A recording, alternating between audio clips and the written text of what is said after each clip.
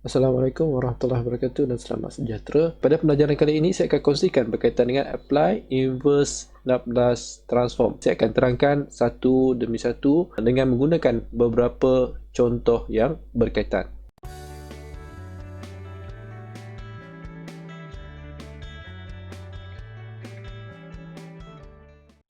Okey, contoh yang ke-11, dia beri fs kita adalah 3 per 9s kuasa 2 tambah 4. Itu contoh yang ke-11. Okey, seterusnya kita bagi arahan. L negatif 1, 3 per 9s kuasa 2 tambah 4. Okey, ini soalan asal. Kita tuliskan di situ. Dan ingat, dan sentiasa ingat bahawa S, sama ada dia S square ataupun S, sama ada dia berada di kedudukan denominator ataupun pada bahagian numerator, dia tidak boleh ada nilai constant bersama-sama dengan dia. Okey, maksudnya kalau 9S di sini, dia kena pisahkan daripada dia. Jadikan dia 1S saja. Ada satu saja di sini. Okey, ada satu saja. Okay. Kalau di atas pun sama juga. Okey, kebetulan soalan ni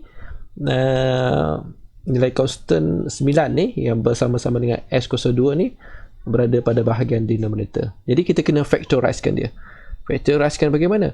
Maksudnya factorizekan di sini, jadikan dia punya nilai denominator dia S kuasa 2 plus apa di sini. Okey, begitu.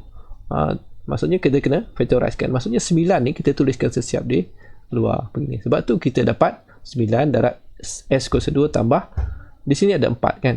Okey, untuk mendapatkan 4 tu kembali, berapakah nilai di sini yang sepatutnya? Maksudnya adalah 4 per 9. Kerana 4 per 9 darab 9 sama dengan 4. Kan? Kita potong-potong, kita akan dapat 4 kembali. Di sini pun perlu kreatif. Kalau kita tidak kreatif, kita tidak dapat nilai 4 per 9 ni. Kena fikirkan bagaimana kita mendapatkan nilai tersebut. Dengan cara factorize. Okey, factorize. Kenapa kita factorize? Kembali kepada syarat asal untuk nilai S ni, nilai constant yang bersama-sama dengan dia kena factorizekan dia. Maksudnya kena ada satu saja di sini, 1 S kuasa 2. Okey, itu tujuannya. Supaya apa? Supaya dia mendapati formula yang terdapat pada table of Laplace transform. Okey. Okey, seterusnya kita bawa nilai constant kita 3 per 9 ni ke hadapan ni, 3 per 9 N negatif 1 per S kuasa 2 tambah 4 per 9. Okey, di sini kita kena lihat potential FT kita melalui table of Laplace transform. Okey, maksudnya di sini S kuasa 2, maksudnya di sini kita kena olah dia omega. Ni omega, kedudukan omega square. Jadi untuk mendapatkan 4 per 9, kita akan dapat omega 2 per 3. Maksudnya 2 per 3 darab 2 per 3 bersama dengan 4 per 9. So omega square, omega kita adalah 2 per 3. Jadi bahagian numerator dia kena follow. Dia kena 2 per 3 juga. Okay, kita kena wujudkan omega kita adalah 2 per 3 di sini. Walhal asalnya adalah 1. Jadi apakah nilai yang didarabkan dengan omega yang kita letakkan di situ supaya dia kembali kepada 1, iaitu 2 per 3. Kalau kita nak jadikan dia 1 balik adalah kita kena darabkan dia dengan 3 per 2. Jadi nilai 3 per 2 ni nanti kita akan bawakan ke hadapan ni. So tinggallah omega kita iaitu 2 per 3 pada bahagian numerator. Okey, supaya dia comply dengan table of Laplace transform dengan formula yang ada tersebut.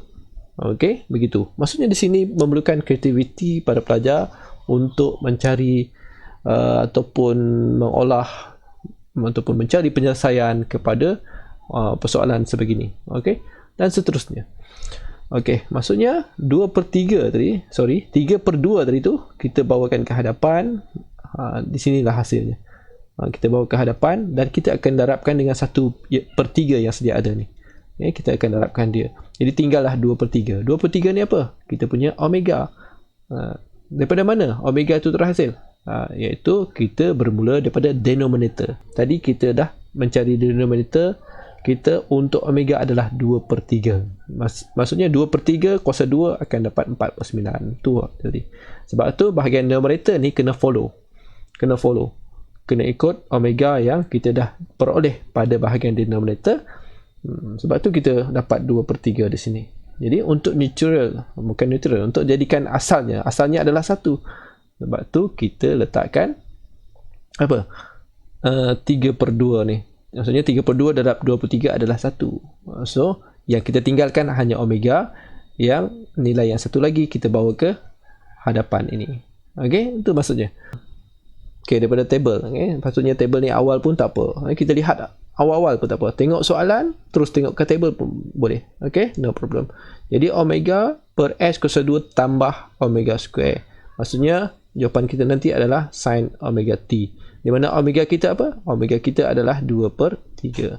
Jadi final answer kita di sini kita kena selesaikan. Okey, selesaikan. Jadi tinggal 1/2 kan. Ni hasil darab ni kita akan dapat 1/2 dan final answer kita adalah 1/2 sin 2/3 T. Okey.